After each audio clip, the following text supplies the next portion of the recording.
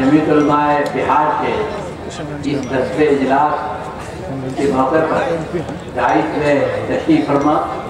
आज के इस इजलास के सदर हज़रत मौलाना कासिम साहब, सदर जमीयत उलमाए बिहार, जमीयत उलमाए हिंद के नाज़िम अमूमी और हम सबके बहुत ही महबूब हज़रत मौलाना सैयद महमूद असद मदनी दामद बरकातहू, यहाँ पर तशरीफ फरमा स्वामी सदानंद सरस्वती जी और अजमेर दरगाह आस्थाना आलिया के गद्दी नशीद भाई अलहाज अब्दुल वाहिद साहब, दाइश पर मौजूद कर्नाटक बंगाल से आए हुए हमारे तमाम लोग, हजरत मौलाना सिद्दीकुल्लाह चौधरी साहब जिनका भी आपने खिताब सुना, और इसी तरह से यहाँ पर मौजूद हमारे इस इलाके के MLA मुजाहिद आलम साहब, नौशाद साहब, और इसी तरह से यहाँ पर चेयरमैन फैयाज आलम साहब, साबिक MLA अख्तरुल ईमान साहब, जमीयत उलमाए बिहार के नायब सदर मुफ्ती जावेद इकबाल साहब, इजहार असफी साहब, मेरे तमाम भाइयों बुजुर्गों, आज हमारे इस इलाके के लिए ये एक तारीखी दिन है। हम शुक्रगुजार हैं जमीयत उलमा हिंद के अकाबिरीन का कि उन्होंने कौमी यकजहती और तहफ़्फ़ुज़ शरीयत के इजलास के लिए हमें मौका दिया और इस सरज़मीन को अपनाया। मैं इसके लिए उन सबका दिल के गहराई से शुक्रिया अदा करना चाहता हूँ। मैं बताना चाहता हूँ कि कौमी यकजहती का ताल्लुक इस सरज़मीन से ख़ास है। इस सरज़मीन पर हमेशा गहरा असर जमीयत उलमा हिंद का रहा है। हज़रत मौलाना सैयद हुसैन अहमद मदनी नव्वरल्लाह मरकज़हू के मानने वाले इस इलाके में रहे हैं, जिन्होंने ये नारा दिया था कि दो कौमी नजरिया नहीं चलेगा। ऐसा नहीं हो सकता कि हिंदू अलग हो और मुसलमान अलग हो, बल्कि हिंदू और मुसलमान दोनों साथ मिलकर के रहेंगे।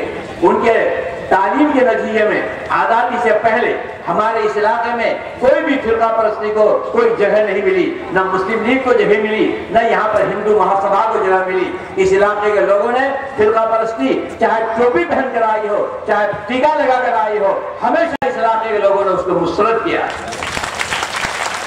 इस इलाके में भाईचारा है, बेशक यहाँ गरीबी भी है, बेशक यहाँ जहालत भी है, लेकिन मैं फख्र से ये कहता हूँ कि पूरे हिंदुस्तान में अगर हम ये गुर्बत और जहालत के बावजूद इत्तेहाद और यकजहती के मामले में हम सबसे ज्यादा मालदार हैं, और मुझे खुशी है कि आज यकजहती का पैगाम इस सरजमीन से जा रहा है। सीमांचल की सरजमीन से ये पैगाम जाने का माना यह है कि पूरे हिंदुस्तान को ये बताया जा रहा है कि कौमी यकजहती इस मुल्क के लिए बहुत ही जरूरी है। उसके बगैर कोई भी कौम तरक्की नहीं कर सकती।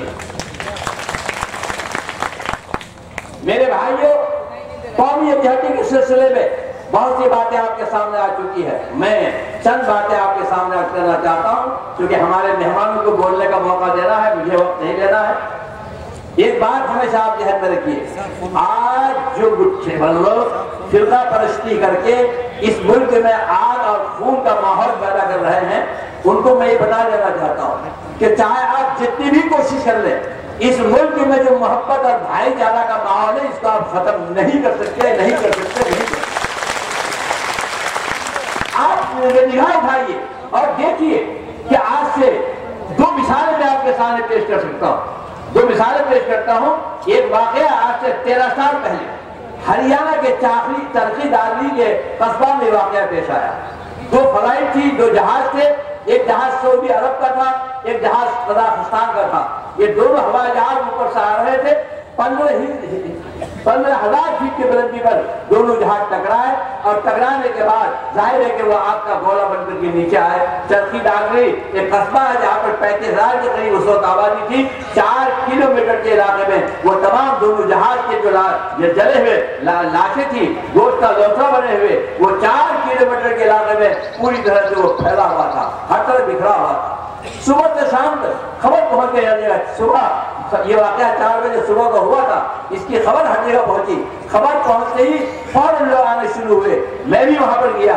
मैं 11:30 बजे दिन में वहां पहुंचा हूं। मैंने वहां का जो मंजर देखा वो मैं आपके सामने बताना चाहता हूं। उस कस्बा के अंदर इत्तेफाक की बात यह है कि मुसलमान का एक भी घर नहीं था, और उस कस्बा کے اندر 35,000 کی آبادی کے اندر ایک بھی مسلمان نہیں، کوئی مسلمان کا گھر نہیں تھا۔ وہاں کے لوگوں کو اس بات کا بھی علم تھا کہ ایک جہاز سعودی عرب سے آیا ہے، ایک جہاز قزاقستان سے آیا ہے، یہ دونوں جہاز آیا ہے، ٹکرایا کر گرے ہیں، یقیناً اس کے اندر مسلمان کی لاشیں زیادہ ہوں گی، ان کو اس کا بھی پتا تھا۔ لیکن اس کے باوجود عورتیں الگ، مرد الگ، تیل لگا کر پانی اور چائے کا انتظام کر کے وہ بیٹھ کر کے انتظار کر رہے تھے۔ مرنے والوں کے رشتہ دار جو روتے پیٹتے وہاں پر پہنچ رہے تھے، وہ پہنچ رہے تھے، ان کو پکڑ رہے تھے، ان کا منہ دھلا رہے تھے، ان کو چائے پلا رہے تھے اور ان کو سمجھا رہے تھے اور ان سے یہ کہہ رہے تھے کہ جو کچھ ہو گیا، اب اس طرح کی بات کرنے کی کوئی ضرورت نہیں ہے۔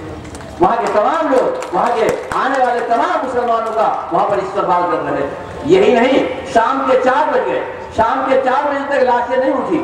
پوری کے شنکر آچاریہ جی بھی آ گئے تھے، میں بھی وہاں تھا، ہم لوگ وہاں دونوں بیٹھے ہوئے تھے۔ گاؤں کے محلے کے قصبے کے کچھ لڑکے آئے ہمارے پاس اور انہوں نے آ کر کے یہ کہا کہ صاحب لاشیں ابھی تک اٹھائی نہیں گئی۔ جو پرشاسن کا حال ہوتا ہے ہر جگہ ہوتا ہے، شام کے 5 بجے اب رات ہو رہی ہے، لاشیں اٹھائی نہیں گئی۔ اگر ان لاشوں کو نہیں اٹھایا گیا اور رات کو کسی ایک لاش کو اگر کسی جانور نے پھوڑ لیا تو میرے گاؤں کی عزت چلی جائے گی۔ ظاہر ہے کہ اس جملے کی کوئی قیمت نہیں ہو سکتی۔ ہم نے کہا کہ کیا کرنا ہے؟ انہوں نے کہا کہ آپ ہمیں اجازت دیجیے، ہم ان لاشوں کو اٹھائیں گے اور اٹھا کر اپنے گاؤں کے، اپنے قصبہ کے جو اسپتال ہے، اس اسپتال کے میدان میں ہم لا کر اس کو جمع کریں گے۔ چنانچہ ہم نے اپنی ان آنکھوں سے دیکھا کہ وہ تمام ہندو نوجوان لگ گئے اور ہر ہندو نوجوان کے کندھے پر مسلمان کے جلے ہوئے لاش کو ہم نے اپنے آنکھوں سے دیکھا۔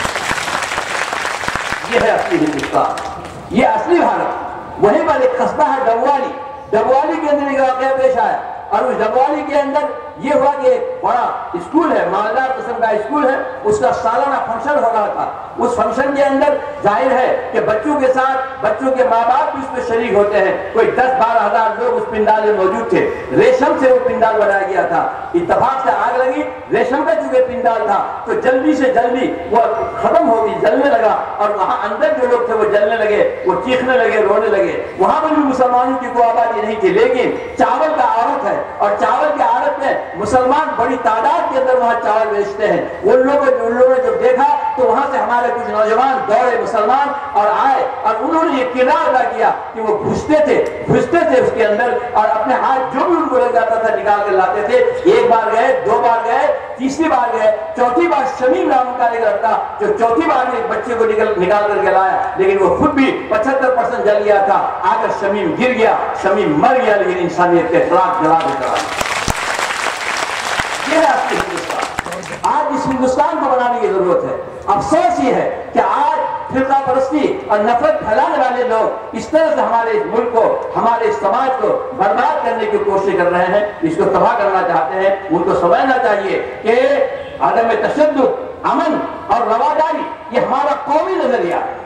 اسی طرح کثرت و وحدت اور مشترکہ ثقافت اور اسی طریقے پر کئی تہذیبیں، کئی مذاہب اور کئی طرح کی جو طرز زندگی ہے یہ ہماری پہچان ہے۔ اور یہی وہ نظریہ تھا کہ جس نظریے کی بنیاد پر ہمارے بزرگوں نے اس ملک کی آزادی کے لیے اپنی جان نچھاور کیا تھا اور بے شمار قربانیاں دی تھی۔